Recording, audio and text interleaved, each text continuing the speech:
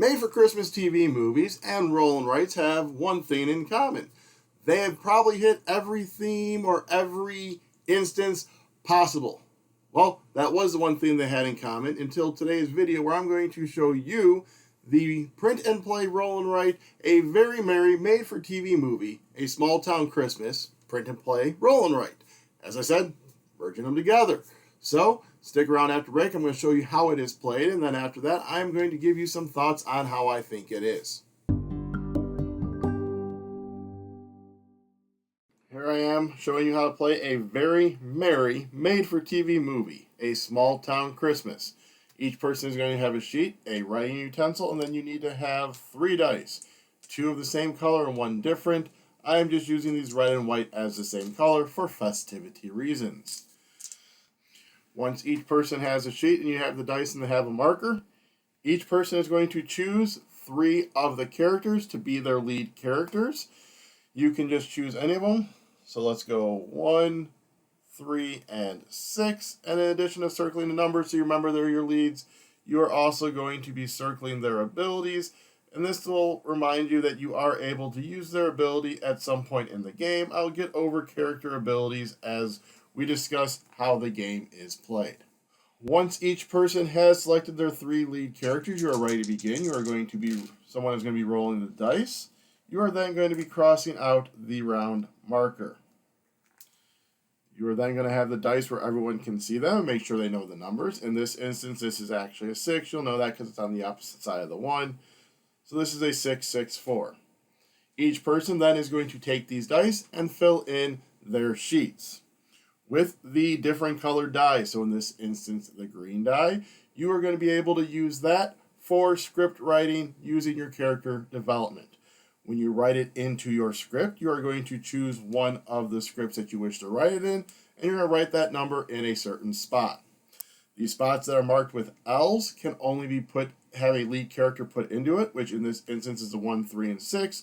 So right now they can only have 1s, 3s, and 6s put in them. So with this being a 6, I could, in essence, do a 6 right here. One thing to note about these boxes, you can fill them in any order. However, they will need, at the end, to be in ascending numerical order. So with this being a 6, I can put any number here. But I could also say do like a 1, a 3, and a 4 in future rounds if I want, as long as they're ascending, and again, you can put them in any order. So using a different one as an example, I could go like 4, 1, and then 2. The other dice you are then going to use to decorate your tree or to fill out your tree. Alternatively, if you did not want to do any character development or script writing, you can also use this die in addition when you fill out the tree. But for this example, let's just use this 4 and the 6. When you use them for the tree, you either can draw the shapes of them. So on a 4, I can draw a square, and a 6, I can draw the little T-shaped thing. Or you can combine them to then draw an ornament. In this instance, a 6 plus 4 would be 10. You cannot, however, section them off to draw other shapes. So for this instance, let's say I go ahead and use the 6.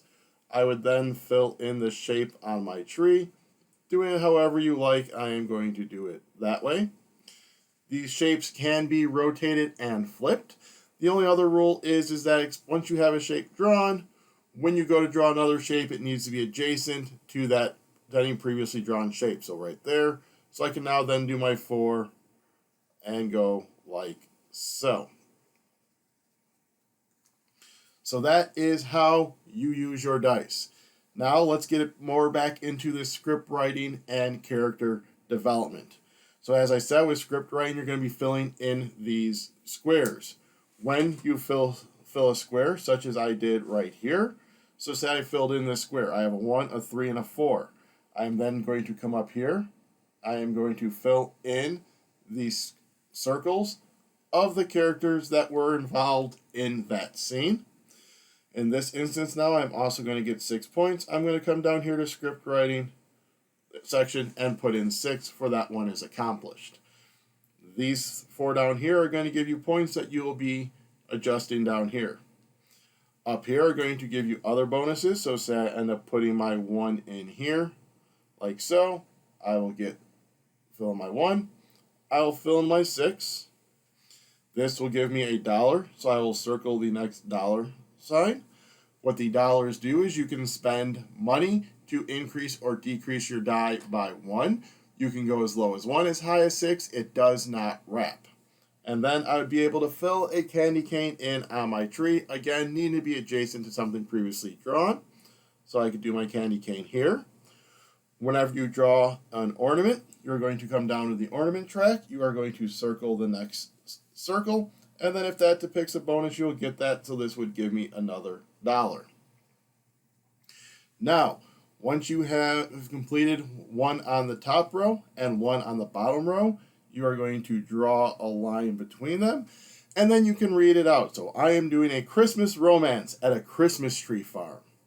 And then by connecting them, you are going to choose one of these 4 bonuses, perform that bonus, and then cross it out, for you will not be able to use it again. These bonuses are, this one is you can knock off the next part of a character's development. So if I use this on the 1, you'll see I'll fill up the heart.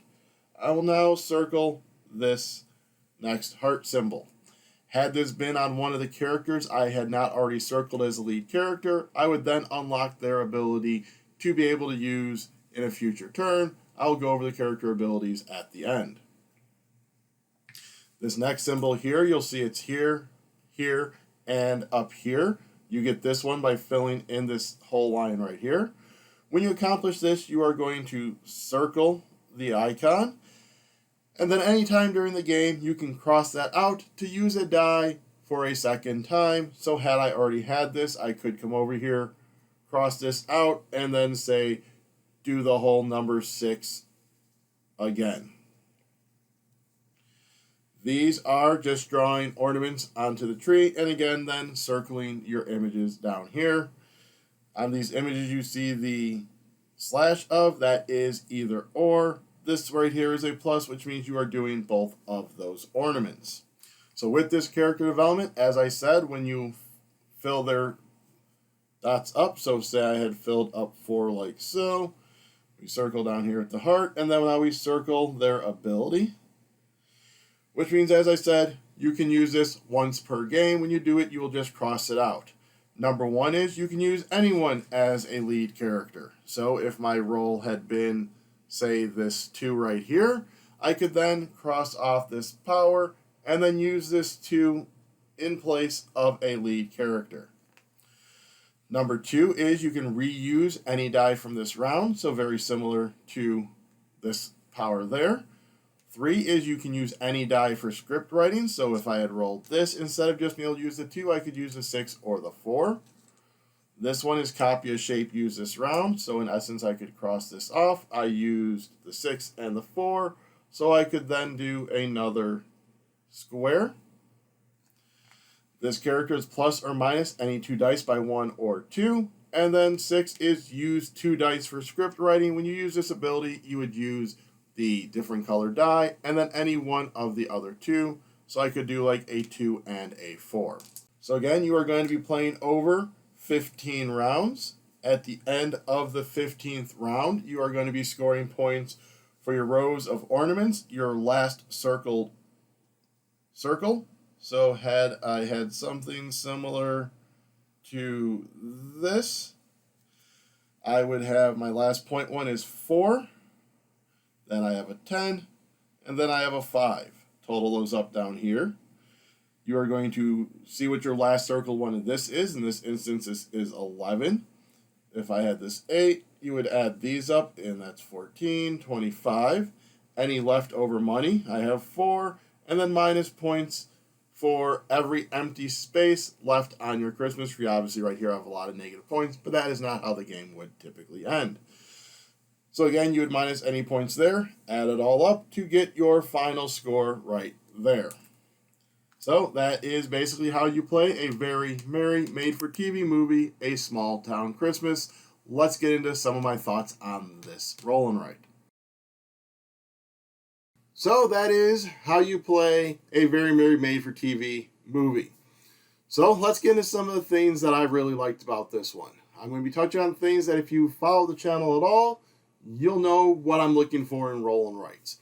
And that is interesting decision choices and combos. Those are my main two factors when I look at a roll and write. What I liked about this one is right from setup, you are making those interesting decisions when you choose your 3 lead characters. Because only lead characters can go where those L's are, you need to kind of maybe space them out. It'd be really tough to do 1, 2, 3 because when you have the one scene with 3 lead characters, you're going to have to make sure you get a 1, a 2, and a 3. Add into that the ones you choose, you now have access to their special powers from the get-go. Maybe certain ones you're going to want to make sure you have at the beginning to help mitigate it. Or that you figure, no, I'll just work on that to try and get it by the end of the game because that's something I'm going to need to use at the end of the game. Such as maybe 1, using any character as a lead character. Maybe saving that to the end just to kind of have that last minute save your butt moment of, I need that last lead character, I didn't roll it, well, I'll just use this one so I can use anyone. Or the number 6, where you use 2 dice for script writing to get that last level, just big turn of just almost like the Hail Mary, the big finale of the movie. So those decisions start right from the get-go. And then as the dice are rolling, based on what numbers are coming up, maybe your Christmas tree isn't filling out how you want it to, and that could be a lot of extra or a lot of negative points at the end. So maybe you're going to stop working on the script and you're going to start trying to get that set decoration going. When to possibly use your money to move your dice up and around and down and so forth. Do I want to get that one character in there so that way I can get that final heart? Or do I want to save it to hopefully maybe mitigate the roll so I can get that Christmas tree used up? Also, maybe which script are you going to write? Are you going to get the ones that's going to give you the ornaments? Or are you going to want to focus maybe on that one that gives you an extra dice roll to really build up those actions at the beginning of the game? So as I said, a lot of decision space in this one, with it even being just the one little sheet and all of that. 15 rounds. Seems long, but the rounds go quick because it's a simple roll. You'll write a number here, draw a couple of shapes over here, move on, go forward. Get into those combos I was talking about. That whole thing with the script writing. That's where you're going to be able to get some more ornaments or get the money or get those extra dice and using the extra dice. And then once you do those, maybe you'll now be able to tie it up with that script at the bottom, which is going to give you even more actions to do. And then as you're putting on the ornaments, you're circling those squares. And those squares are going to be allowing you to do stuff in either the character development or giving you more money or extra dice. So just being able to do one thing and then helping it give you more actions, because even though it is 15 rounds, kind of looking at the script, well, typically you can only use one number there. So having to be able to try and do that might be kind of hard to get those done. So being able to get more dice and more actions, be able to manipulate and move your things around. So that is the thing I really liked about this. So Bry really loved this one too. Why? Because it wasn't overly complicated. It is definitely one that's got a little bit meat on the bone, but isn't hard to figure out, like step A goes to step B to goes to step C. There isn't a lot of like weird little mechanisms in it or weird little things that need to be kind of triggered here or there.